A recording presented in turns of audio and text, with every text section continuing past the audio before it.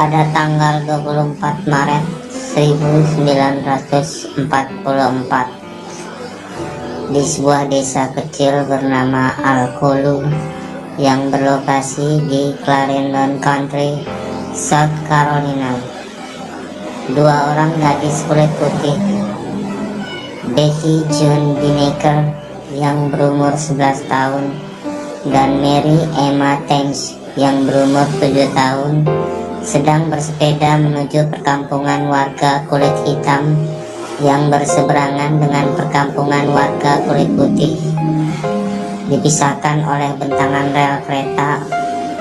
Mereka berjalan untuk memetik bunga liar. Ketika Betty dan Mary melihat Josh dan adiknya Amy yang sedang berada di luar rumah, maka kedua gadis kecil itu berhenti dan menanyakan pada George dan Amy di mana mereka bisa mendapatkan bunga yang oleh penduduk setempat dikenal dengan sebutan maypops. Sejak saat itulah Betty dan Mary terlihat untuk yang terakhir kalinya, karena keduanya tidak pernah kembali ke rumahnya masing-masing. Setelah mengetahui kabar tentang hilangnya kedua gadis itu, penduduk Alcolu, tempat di mana George Teenage Jr. tinggal bersama keluarganya, mencari kedua gadis kecil tersebut. Hingga pada akhirnya mereka ditemukan tewas keesokan harinya di sebuah parit dengan wajah yang sulit dikenali karena kepala mereka hancur. Seorang dokter forensik yang bernama A.C. Bozard yang kemudian melakukan otopsi terhadap jenazah Betty dan Mary mendapatkan kesimpulan bahwa kedua gadis itu tewas karena serangan yang dilakukan secara berulang dengan menggunakan benda tumpul yang diperkirakan benda tersebut berukuran sebesar martil. Selain itu juga dilaporkan bahwa pada tubuh keduanya tidak ditemukan tanda-tanda penyerangan seksual, walaupun pada bagian kemaluan mereka terdapat luka memar. Petugas polisi setempat kemudian melakukan investigasi dan menemukan fakta bahwa menurut saksi mata, Betty dan Mary terlihat terakhir kali sedang berbicara dengan George. Petugas polisi tersebut kemudian mendatangi rumah George dan langsung memborgolnya beserta kakaknya Johnny untuk kemudian menahan keduanya di penjara Sumter County, Florida, yang bila ditempuh melalui jalan darat membutuhkan waktu sekitar 11 jam perjalanan dari Alcolu. Namun setelah beberapa hari keduanya menjalani pemeriksaan, hanya Johnny yang dibebaskan. Pada saat interogasi, Josh dikunci dalam ruangan interogasi berjam-jam lamanya tanpa didampingi pengacara ataupun keluarganya, dan menurut polisi, Josh mengaku telah membunuh Betty dan Mary setelah rencananya untuk melakukan hubungan seksual dengan salah satu di antaranya gagal.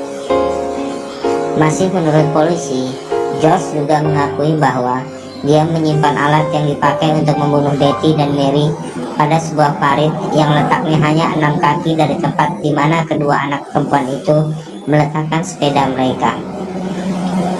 Sebulan setelah pembunuhan terjadi, Josh menjalani persidangannya yang hanya berlangsung 1 hari di pengadilan Clarendon County, di mana seorang pengacara kulit putih yang ditunjuk pengadilan bernama Charles Plowden tidak berbuat banyak untuk membelanya.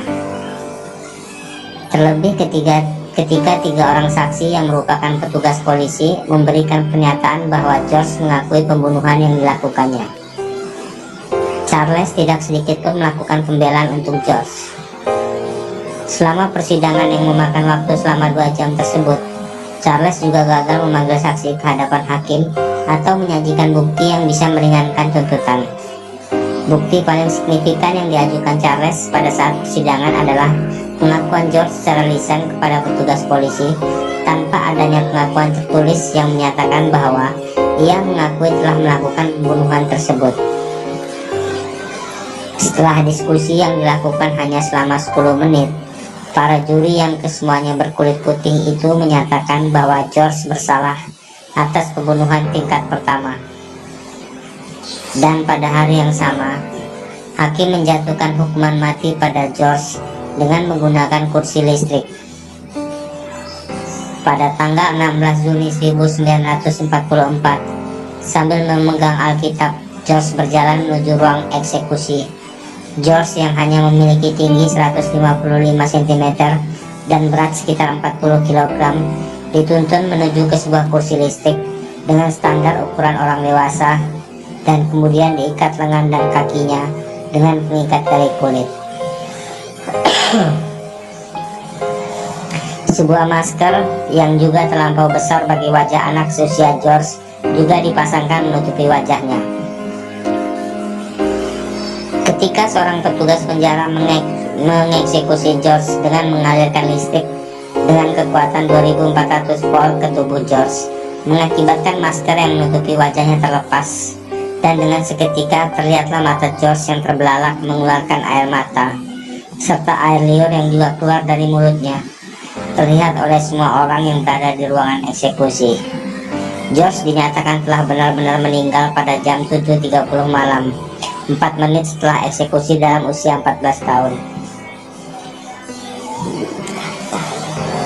Pada tahun 2004, tepat 60 tahun setelah eksekusi yang dilakukan terhadap George Stanley Jr., seorang sejarawan yang bernama George Friesen melakukan penelusuran terhadap kasus eksekusi dengan menggunakan kursi listrik terhadap anak yang masih di bawah umur ini. Setelah dia membaca sebuah artikel yang menceritakan tentang eksekusi tersebut di koran lokal. Usaha yang dilakukan Friesen menarik perhatian dua orang pengacara di South Carolina yang bernama Steve McKinsey dan Matt Burgess, yang kemudian bergabung dan membentuk sebuah tim bersama George Friesen yang juga dibantu oleh beberapa rekan pengacara lainnya dan seorang dari kejaksaan yang bernama James Moon. Tim ini kembali melakukan pencarian dan penelitian hingga menemukan saksi-saksi dan bukti-bukti yang dapat menggugurkan tuduhan terhadap George Stanley Jr. Kemudian pada Oktober 2013, beberapa pengacara yang bekerja dengan mengatasnamakan keluarga Stanley secara resmi mengajukan banding. Mereka mengklaim bahwa pembunuhan yang diakui oleh George pada saat itu adalah sesuatu yang dipaksakan padanya. Mereka juga mendapat informasi bahwa di hari Betty dan Mary hilang dan kemudian dibunuh, George sedang bersama saudara perempuannya yang bernama Amy. Selain itu, mereka juga mendapatkan informasi bahwa ada seorang pria yang bernama Wilford Hunter mengaku sebagai teman satu sel Stanley ketika dia berada di penjara Sumter Country. Hunter bersaksi bahwa Stanley membantah telah membunuh Betty dan Mary. Sebagai tambahan, pernyataan tertulis juga muncul dari seorang pendeta yang bernama Francis Batson.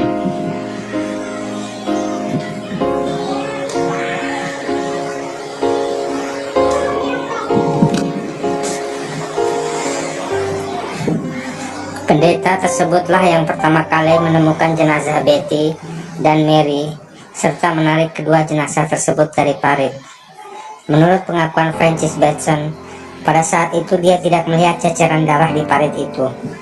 Hal ini mengindikasikan bahwa ada kemungkinan Betty dan Mary dibunuh di tempat lain, namun jenazahnya dibuang di parit tersebut.